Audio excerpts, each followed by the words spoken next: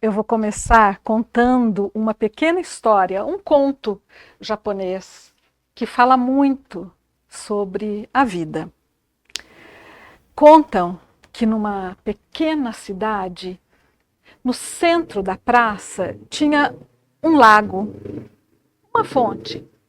E nesse lago, muitos peixinhos viviam e moravam naquele lugar. E os peixinhos eram alimentados diariamente, eles estavam lá todos procriando, tendo uma vida muito confortável. Até que um deles percebeu que em algum pontinho daquele lago havia uma espécie de buraquinho, talvez. E ele, curioso que é, ficou pensando o que será que tem além desse buraquinho. E como ele era movido pelo ímpeto da vontade e da curiosidade, ele decidiu que ele ia passar por aquele buraquinho. Acontece que ele estava bem gordinho, afinal de contas, ele era alimentado diariamente com tanta coisa boa, fazia poucos exercícios e vivia aquela vida tranquila e serena. Porém, ele pensou, acho que um jejum vai me ajudar a passar pelo buraquinho. E por 21 dias ele ficou nadando, nadando intensivamente, diminuiu a sua cota de ração e ele percebeu então que logo depois ele conseguiu passar por aquele buraquinho. Primeiro ele convidou, quem quer vir comigo, quem quer, mas ninguém ousou e chamaram-no até mesmo de louco, onde já se viu passar por um buraquinho daquele tamanho. E assim o fez. Encheu-se de vontade, encheu-se de coragem e já bem magrinho ele foi se ajeitando e mergulhou para o desconhecido. Ele só sentiu um fluxo de água que o levava para um lugar jamais imaginado e ele se permitiu ser levado. E foi levado. Não durou muito tempo, ele desaguou em algo que ele jamais poderia imaginar que existisse.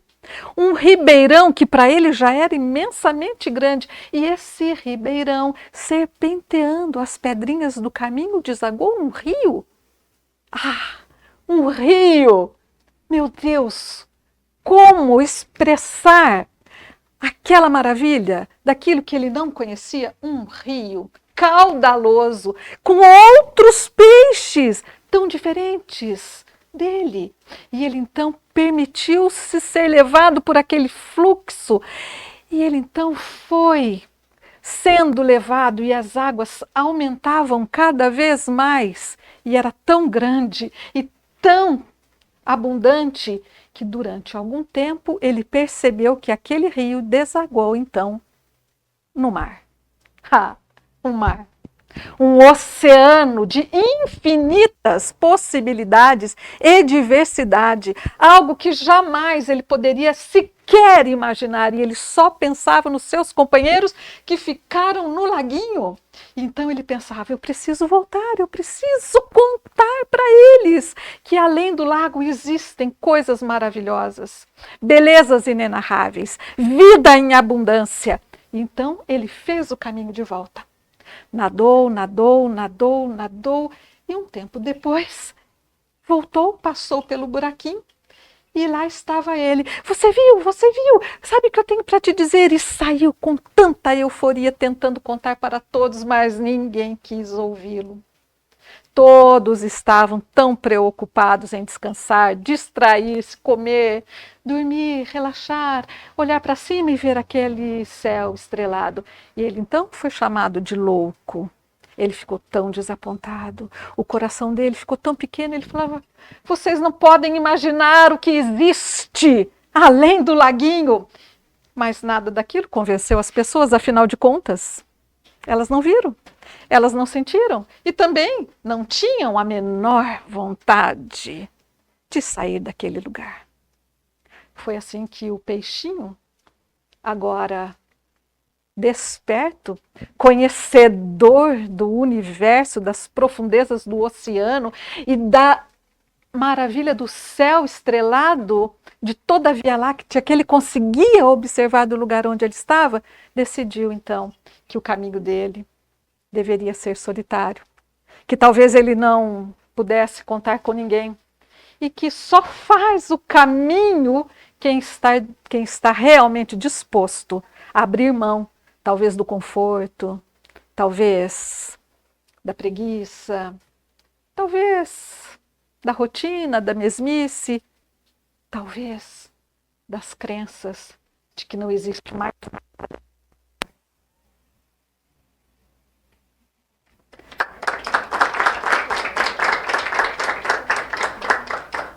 Com essa história, eu deixo aqui então na frequência da lei universal da prosperidade e da abundância, que todos aqui sintam a vontade de sair do nosso pequeno lago. Porque nós estamos falando de leis universais. E a lei que nos movimenta diz que nós somos muito maior do que pensamos que somos. Nós estamos o tempo todo permeados por muitas crenças, que nós vamos chamar aqui de crenças limitantes, ou seja, aquela que nos limita ao lugar que nós estamos. Nós somos construídos com essas crenças, porque elas são colocadas, impostas, repetidas milhares, centenas de vezes diariamente. Isso alimenta o nosso inconsciente, constrói a nossa personalidade, a nossa conduta, o nosso lugar no mundo. Então, dependendo do lugar que você nasceu, é aquele arcabouço de crença, ou seja, daquilo que você acredita. Agora, nós vamos falar sobre o sistema familiar. E para entrar nesse lugar de compreensão do que é um sistema familiar, primeiro uma pergunta: o que é um sistema? Olha, sistema familiar. Vem tanta coisa na cabeça e todo mundo aqui está pensando alguma coisa, o que é um sistema. Mas o sistema, ele pode ser gigantesco, grandioso, como pode ser um pequeno sistema. Vamos começar por um sistema gigantesco, grandioso. O que é um sistema?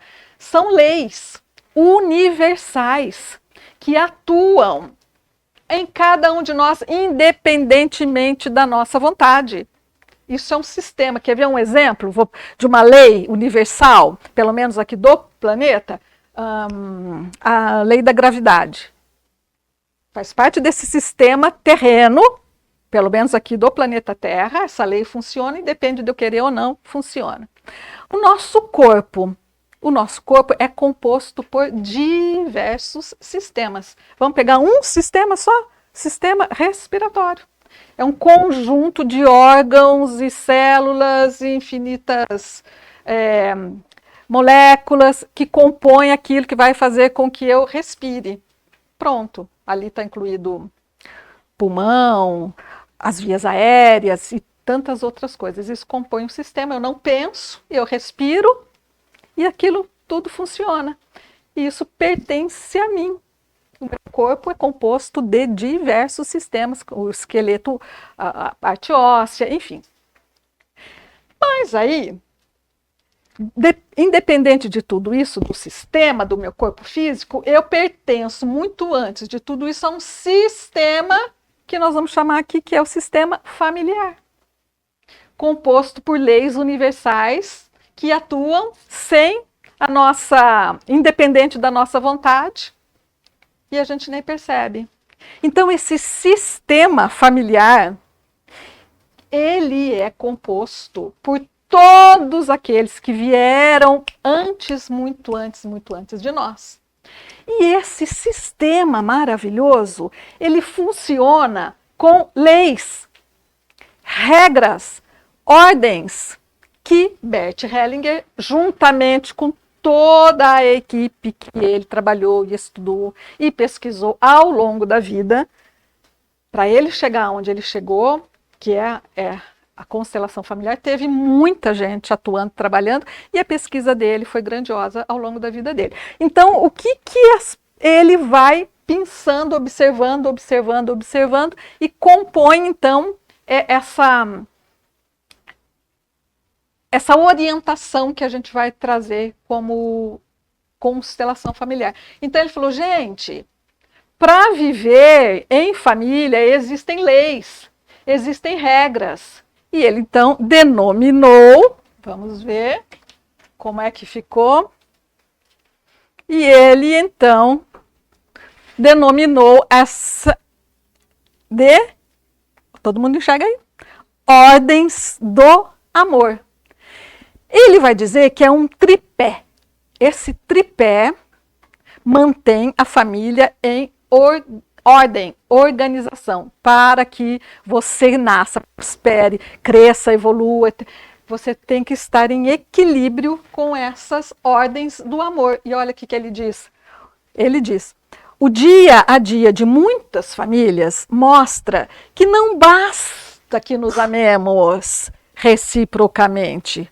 O amor também precisa de ordem para que possa se desenvolver. Então, sair assim, às cegas, amando de qualquer jeito, só porque eu amo, não significa que a minha família está em ordem. Muitas vezes esse amor está em desordem. E para seguir as ordens do amor, é como se fosse um mapa, gente. Vai lá no GPS, para onde eu estou, para onde eu quero ir, e segue aquele caminho que alguém já foi lá e já traçou o mapa para a gente. Fica muito mais curto, fica muito mais fácil. A constelação, a terapia, constelação familiar, faz o quê? Equilibra, ordena o que está em desequilíbrio, o que está em desordem. Mas quem falou que minha vida está em desordem? Eu não sei. Mas quando a pessoa chega até o terapeuta e vem e conta uma história e traz uma queixa e a gente abre, constela, você vai ver. Nossa, verdade que isso é comigo mesmo? Nossa, isso aconteceu comigo, com a minha família? Aconteceu. Então a constelação, ela traz à tona aquilo que está no inconsciente. Então a constelação, ela vai colocar as ordens naquele sistema da sua família. Mas não vai lá na sua casa e fala, você tem que fazer isso, você tem que... Não, não é nada disso. Internamente. Essa que é a beleza da constelação. É tudo dentro, é no inconsciente. A constelação, ela mostra aquilo que não é visto. Por isso que quando você olha aquilo e fala, é assim? É. Então, o que eu posso fazer diferente a partir disso? É o que eu faço a partir disso. Portanto, não é mágica. Você tem um papel fundamental quando você é constelado. É a sua parte. Qual é? Muitas vezes a sua parte é só aceitar como foi. Sabe? Aceita. Meu pai era daquele jeito e minha mãe era daquele jeito. Eles eram os meus pais. Ok, aceito. Eu permito, eu tomo a força de vocês, mas eu vou fazer uma vida diferente. Não significa que você tem que almoçar, jantar todos os dias, telefonar. Não, não é isso. Então, essa ordem vai trazer uma paz muito grande e essa paz vai fazer com que a sua vida flua. Dito isto, eu vou fazer agora uma pergunta, um movimento, um desafio para a gente aqui. Quem sabe, segura um pouquinho. Agora, para quem nunca ouviu falar nesse tema, quando a gente vai falar das ordens do amor e ele classifica em 3 leis, ele vai classificar em 3 leis. Ok. Agora aqui é um vale tudo. Vamos. Que vocês, quais são as leis que organizam para que a família esteja em sintonia, em harmonia? Quem arrisca? Muito bem, muito bem. Então eu vou dizer. As ordens, elas estão assim como eu fiz esse desenho aqui, que é um... como chama? Contido, né? É um conjunto, não tem a primeira, a segunda ou a terceira. Tudo aqui está entrelaçado, envolvido. Hã? Tá? Então não tem a primeira, a segunda, a terceira ordem. São as 3 ordens. Então, nós vamos chamar a primeira ordem, que ele definiu, que é a primeira ordem, ou, né, o que eu vou trazer aqui, ficou feio, hein?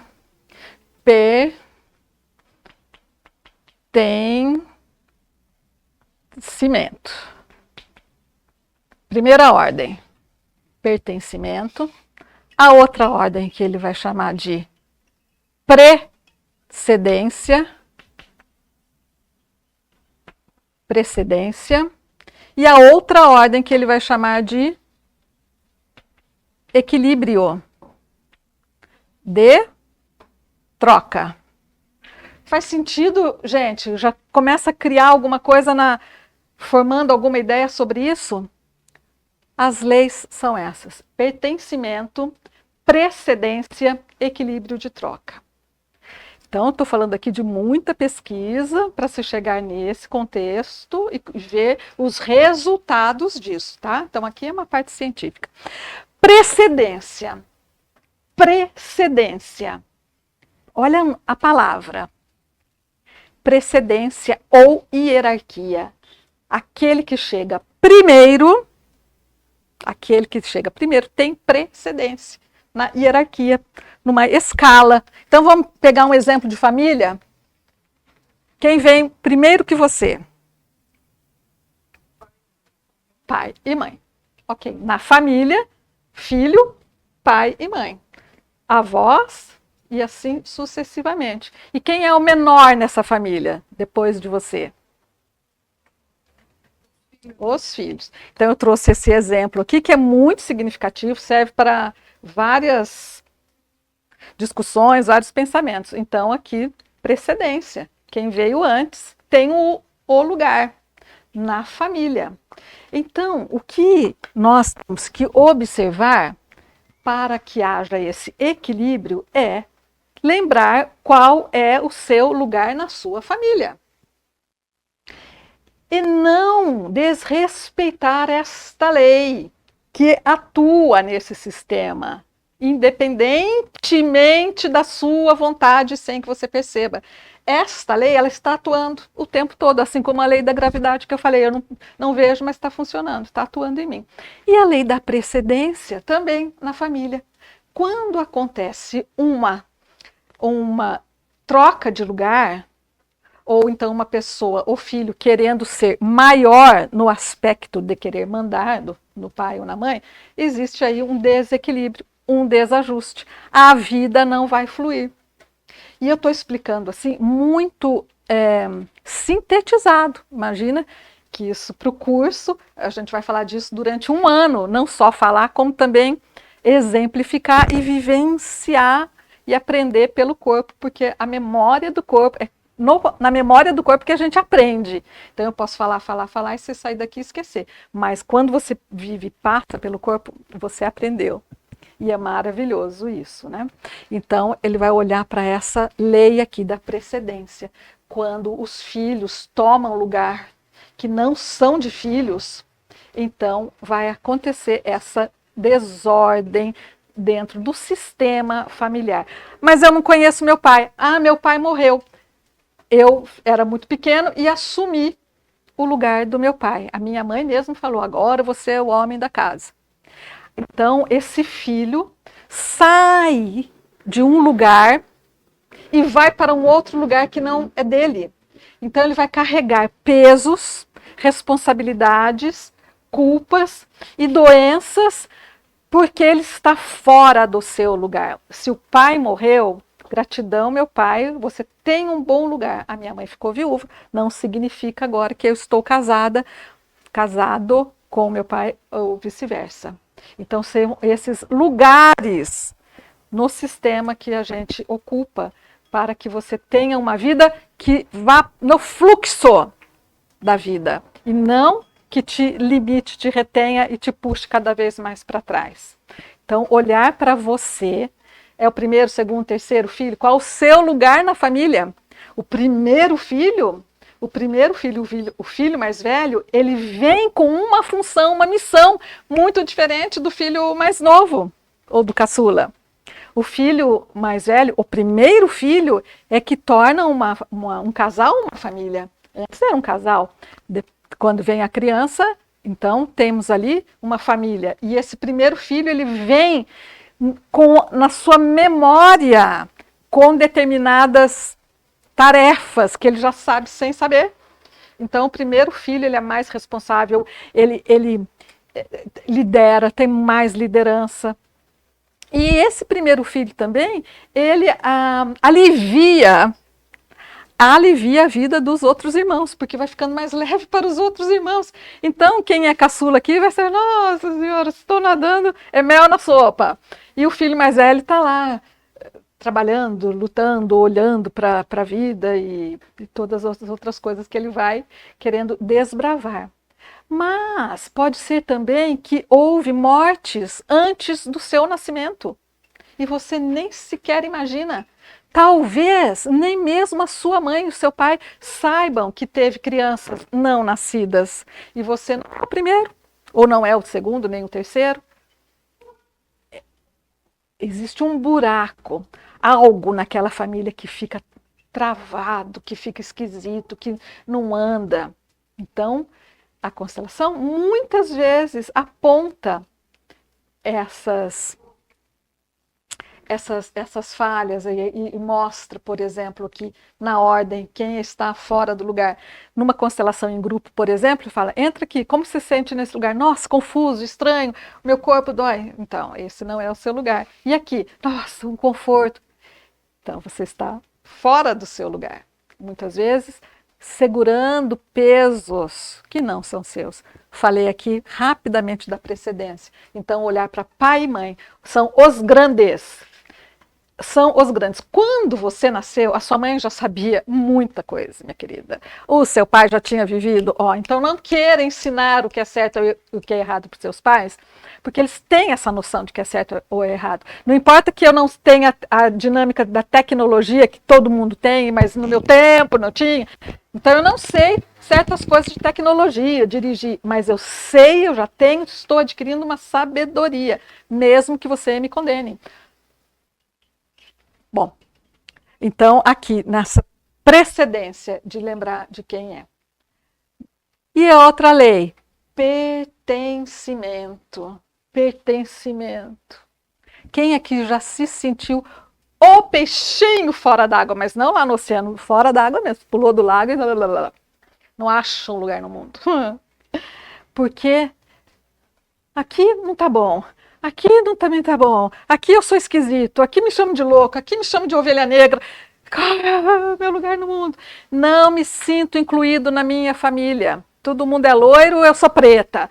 Todo mundo é músico, eu sou engenheiro, arquiteto, sei lá, enfim. E fica uma coisa esquisita.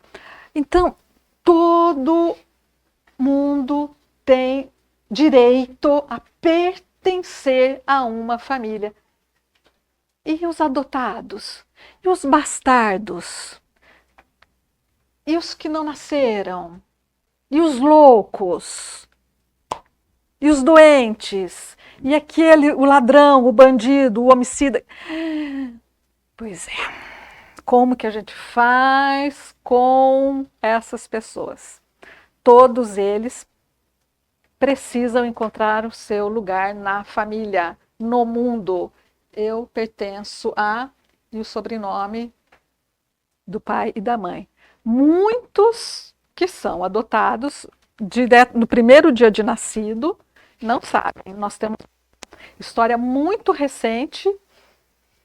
A pessoa foi adotada, está com mais de 50 anos, está procurando através da árvore do teste de Genera, ramos da família, encontrou um determinado ramo da família, foi lá. Muito recente, isso aconteceu talvez a semana passada. E então essa pessoa precisava se identificar, ama os pais adotivos, respeita, honra, mas a minha alma quer saber de onde eu vim, a cor da minha pele, o meu cabelo não é igual. Da onde eu vim? Quem sou eu?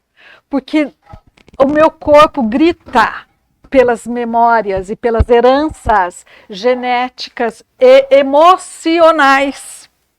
Então, mesmo que viva num berço de ouro, a pessoa sente que falta algo, não encaixo, porque ele está em busca do seu DNA, das suas memórias, das suas emoções. E no caso dessa pessoa, encontrou uma prima de terceiro grau, que não sabe quem é o pai, não sabe quem é a mãe, mas e nunca na vida me senti tão feliz, tão bem, não quero mais ir embora dessa casa, encontrei o meu lugar no mundo. Reconhece, bebe direto dessa fonte genética e emocional e se encontra e se acalma para poder voltar para a vida. Agora imagine que muitas crianças que morreram. E não se diz, não se fala o nome, porque a dor é muito grande. Quem perdeu um filho tragicamente não fala, mas o não falar abre um buraco gigantesco, um vazio. E então a próxima geração, imagine como uma tendência da natureza, procura preencher o vazio. E a próxima geração muitas vezes nasce com características daquele que está faltando. E esse que nasce com as características não se encontra também, porque está completamente deslogado. Então, a constelação faz isso. Abre esse lugar e esse espaço e fala aqui, olha, nesta cadeira é para o terceiro filho não nascido. Então, em vez de falar eu tenho 2 irmãos, eu falo, não, eu tenho 3 irmãos, um não nascido. E vai incluindo. E essa inclusão, então, traz esse senso de pertencimento que é inerente ao ser humano. O ser humano quer pertencer a algum grupo. Eu, quando cheguei em Bauru, que não conhecia nada, ninguém, falei, meu Deus do céu, preciso cantar no coral. Mas eu tenho que fazer parte de um grupo. Eu tenho que achar os meus iguais.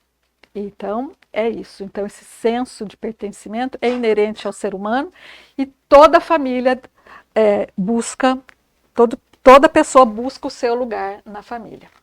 E agora, aqui nesse tripé, nós vamos olhar então para outra lei, essa lei do equilíbrio de troca. Equilíbrio de troca, eu trouxe aqui para ilustrar o equilíbrio. Gente, é maravilhoso. O equilíbrio é aquilo que permite com que aquilo não caia, não desmorone. É equilíbrio, sabe? Bom para todo mundo. Não está pesado nem para um, nem para o outro. As coisas fluem, as coisas acontecem. No sistema familiar, o único lugar, o único momento em que o equilíbrio não tem troca é da vida que a mãe transmite para o filho. Nasci. Tenho como pagar para minha mãe? Não tem. Mas não significa que eu vou viver eternamente em débito com a minha mãe. Não. Como que eu fico em equilíbrio com a minha mãe?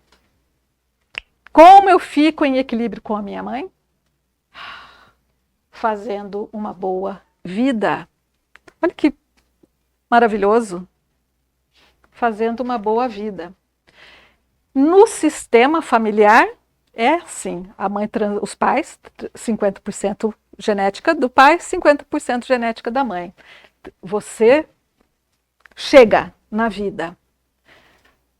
Então, você vai fazer uma boa vida, porque você conseguiu equilibrar o que você ganhou com a relação.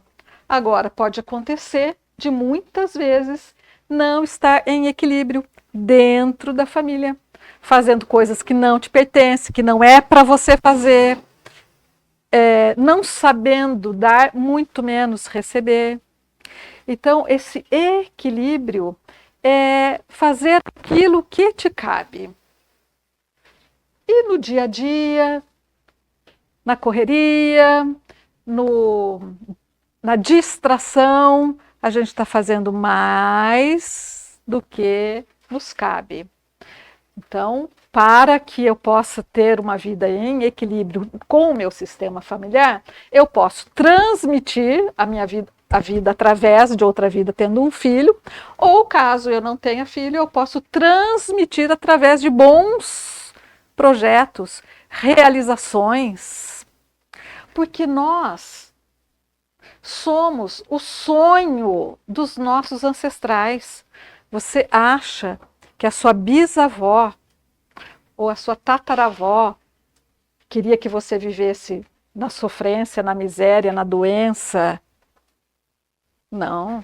Os nossos antepassados, eles sonharam, eles desejaram, eles atravessaram o oceano, foram escravizados, enfim, para que esse DNA, esse sangue que corre na nossa veia, seja de uma humanidade próspera e feliz. Olha a saúde que nós temos. Basta olhar para a saúde que nós temos. Basta olhar para a cidade que nós moramos, para a vida que nós temos, para o alimento que nós comemos, para as roupas que nós temos. Então nós temos muito, nós temos vida e vida em abundância. Mas, algum dia lembrou de agradecer o tataravô que atravessou o oceano e foi fazer lavoura de café no Brasil?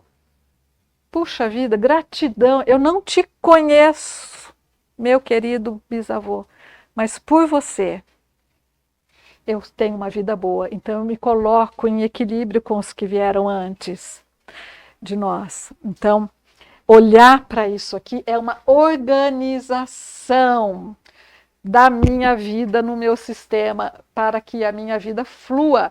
Então, gente, a constelação é uma ferramenta, é um recurso terapêutico que muda a vida das pessoas. Como eu digo, a minha mãe constelou há coisa de 4 anos. A minha vida mudou. Gratidão, querida mãe. Desbloqueou a minha vida. Então, nós, muitas vezes, nem sabemos daquilo que nós precisamos, porque a gente está no fluxo, vai. Mas, neste mundo, cuja tecnologia está avançando a passos largos, e já próximo de nós, e muito mais, daqui a pouco, muito mais intensamente, nós vamos conviver diariamente com a inteligência artificial e com os robôs. O que o humano vai mais precisar? Eu te pergunto, para refletir aqui. De outro humano. O humano vai precisar de outro humano, porque as máquinas já fazem muito por nós.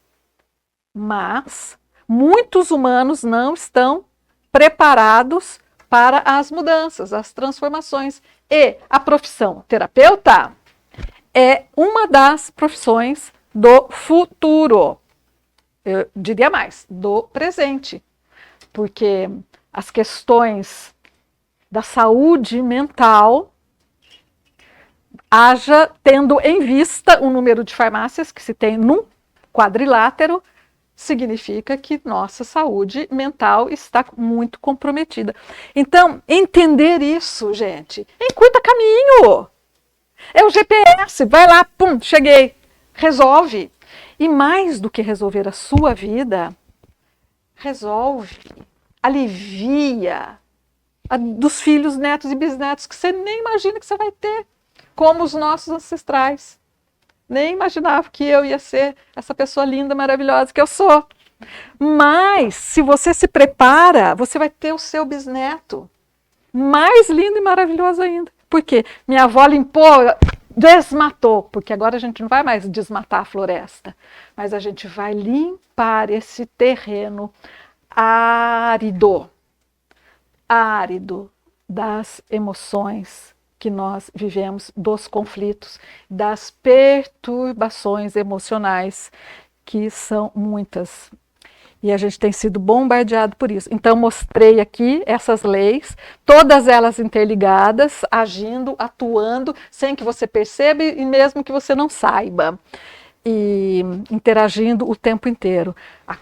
Quando elas estão em ordem, lindo, maravilhoso, a sua vida vai fluir. em todos os aspectos. Porém, nós podemos perceber e olhar aqui, deixa eu ver. Então, eu falei um pouco também, mas eu vou trazer com mais detalhes um pouco o que acontece quando estamos em desordem. Bom, aqui na questão do pertencimento, que eu falei, o que causa uma desordem no pertencimento, né? Não pertenço, não fui excluído, tem um irmão que morreu, ninguém falou no assunto, um louco, um assassino, enfim, tudo aquilo. Como é que fica, então? Aqui, essa sensação, esse sentimento de exclusão. Exclusão. O que essa pessoa que não pertence, que deixa fraco, deixa para a próxima geração, para um sobrinho, um neto, um sentimento, uma sensação de exclusão. Fala, gente, eu não sei o que acontece comigo, nada tá bom, ninguém gosta de mim, parece que eu não gosto de ninguém, onde eu chego eu não me enturmo. Então vai sentindo sempre, desde pequena escola, lá vai crescendo e esse sentimento de exclusão. E depois está todo mundo aqui, ele está lá no cantinho, se sentindo isolado, tímido, envergonhado. Então esse sentimento de exclusão faz com que esta pessoa que está preenchendo o lugar daquele que foi excluído na outra geração, ele traga um senso de compensação. Senso de compensação. Deixa que eu faço, deixa que eu vou, deixa que eu trabalho, deixa que eu me mato, deixa que eu faço. É um ímpeto irresistível para restabelecer a integridade perdida. Sabe? Nasce com uma vontade de mudar o mundo, muitas vezes quer ser juiz, quer ser advogado, alguma coisa para fazer justiça, e é movido por aquilo incessantemente, incansavelmente. Então vem em busca da integridade perdida. Ficou lá, foi um parente, muitas vezes, que não teve voz. Então a pessoa nasce. Por que nasce com isso, gente? Porque assim como os pais transmitem o DNA, a biologia, transmitem também as memórias das emoções da família paterna e materna. Você é resultado das emoções do seu pai, da sua mãe, da sua avó, da sua bisavó. Você não sabe, mas nós somos movidos por mais de 4.000 pessoas, somando as gerações anteriores. Muito bem, então fica lá em busca, né, de compensar essa injustiça e sente que ninguém quer ser Essa é uma frase do Bert, que diz assim, ó, sobre a exclusão. Morreu, não se fala, não toca nesse assunto. Esquece. Então, o que o Bert diz? Ninguém quer ser excluído da família pela morte. Nossa, é impactante essa frase. Sabe? Morreu, acabou, não se diz, não se tem uma foto, acabou, não se fala. Então, ninguém quer ser excluído da família pela morte. Essa exclusão também é dolorosa. Então, que a morte não seja a razão para excluir alguém da sua vida, do seu sistema, da minha vida. E falamos isso, obviamente, para nós também, né? Então, essa é uma desordem. Se você conhece, ou sente, ou passa por isso, uma constelação pode apontar, sugerir esses desequilíbrios, tá? Depois aqui, uma desordem da hierarquia da precedência. Qual é a desordem? O filho que se arroga maior que o pai e a mãe. Já viram isso? Cala a boca, pai. Ou põe num canto, ou tranca a porta, ou faz um documento lá, o pai assina, perdeu toda a fábrica, a indústria, tudo que tinha, porque o filho, não, você agora está gagá, não, você agora não sabe, não pode, deixa que eu sei. Então, essa pessoa se arroga maior e tem um comportamento agressivo e pode desenvolver, por conta desses desequilíbrios e dessas desordens, doenças e dificuldade financeira. Isso já seria o suficiente para a gente não querer ficar nesse lugar de arrogante, porque essa falta de pai e mãe, ou ser maior que o pai e a mãe, como a Mayara falou no começo, dinheiro é energia, é uma frequência, é uma vibração. Não adianta se matar de trabalhar que o dinheiro passa e não fica. Se a frequência e a energia não está na mesma frequência e energia de amor, respeito aos pais.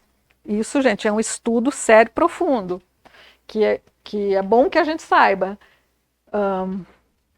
Não vou bem no meu trabalho, faço hora extra, nunca tenho dinheiro, todo mundo é promovido, eu não. E lá em casa eu sou o valentão, esse é arrogante. Então, um exemplo de arrogância é, por exemplo, chegar para a mãe, ou para o pai, ou para o avô, e falar assim: olha, nós decidimos que agora você vai mudar de casa, nós vamos te colocar ou num asilo, ou numa casinha aqui perto da vizinhança, porque você está velha, está cega, está surda, está jogando dinheiro pela janela, você não tem mais condição.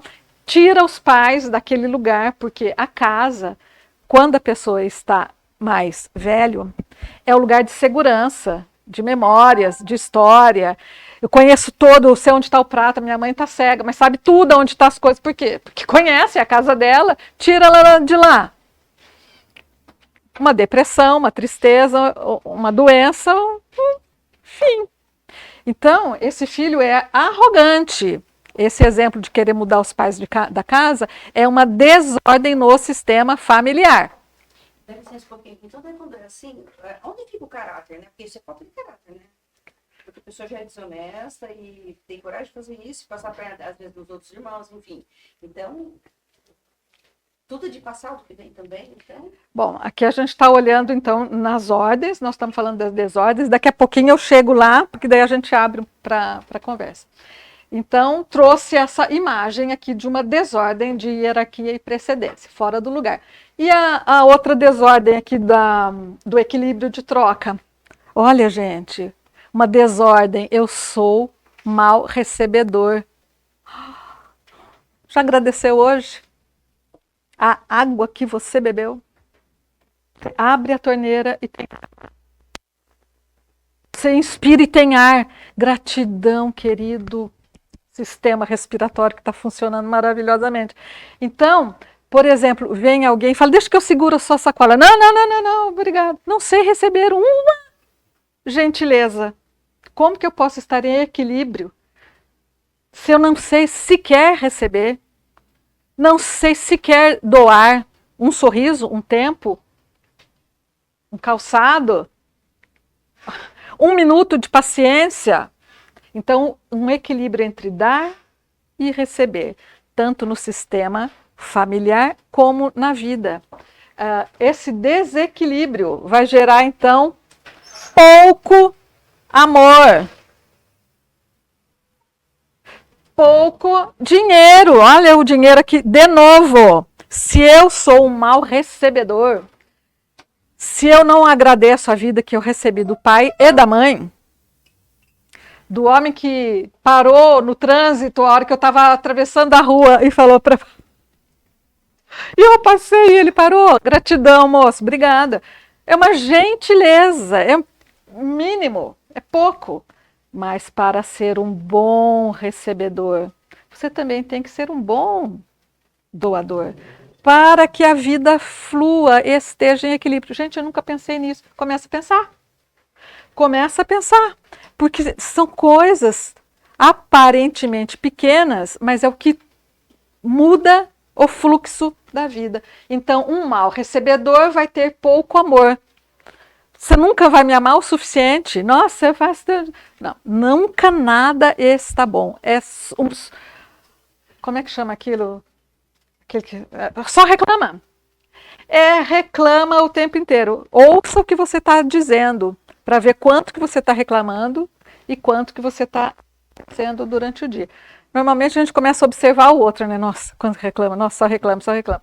Mas vamos pensar também quanto eu estou reclamando, por que o amor não fica? E por que o dinheiro passou? Então, aqui nós estamos numa desordem entre o equilíbrio de dar e receber. Quanto você está dando? Porque a vida dá e muito diariamente para gente. Só que é tão óbvio, mas tão óbvio, que você vai deitar hoje como se nada tivesse acontecido. E aconteceu milhões, milhões, milhões de grandes doações da própria natureza. Imagina se você consegue ouvir. Tem gente que não ouve, que é surdo. Ai, gratidão, querido ouvido. Eu ouço, eu falo, muito bem. Eu raciocino, eu penso, né? Então, esse dar e receber. Porque quanto maior o desequilíbrio aqui, menos da vida e menos das relações. Então, não queira ser a bonita da cocada se você não consegue ainda receber um pequeno gesto. Às vezes uma Coca-Cola geladinha que alguém te ofereceu. Então está sendo pequeno do que eu posso dar. Quanta coisa eu tenho, gente. Quanta coisa. Quanta coisa. Inclusive, este mini curso foi pensado exatamente nisso. No fluxo de troca da Aldeia Florescer. Por quê? Porque nós recebemos muito. Nós recebemos muito, mas muito, gente, muito. Oh, muito é muito, gente. Porque todos os dias uma vida é transformada. Todos os dias nós recebemos depoimentos, palavras, sorrisos, histórias, depoimentos de gente falando o que aconteceu, como era, como ficou. Então, nós recebemos muito e nós temos o dever e a consciência de que nós precisamos doar. E quanto mais eu dou, mais nós recebemos. Por quê? Porque é o fluxo da vida. O medo existe para uma única razão: te impedir de crescer. Ponto. Medo de não ter dinheiro, medo de morrer, medo de não casar, medo de perder o emprego, medo de ser atropelado, medo do fantasma da ópera. E a gente não sai do lugar. Por quê? Porque tá ruim, mas tá bom. Mas o peixinho douradinho teve o impulso, ele fez algo, teve disciplina, vontade, curiosidade, rompeu barreiras. E quando a gente rompe uma barreira, o universo aplaude, porque é isso que eles estão esperando, o passo, o sim. E não é o último passo, é o primeiro. Uma caminhada de 1000 quilômetros se faz pelo primeiro passo. Pronto, é o primeiro passo que gera o segundo passo. E aí a gente não para mais.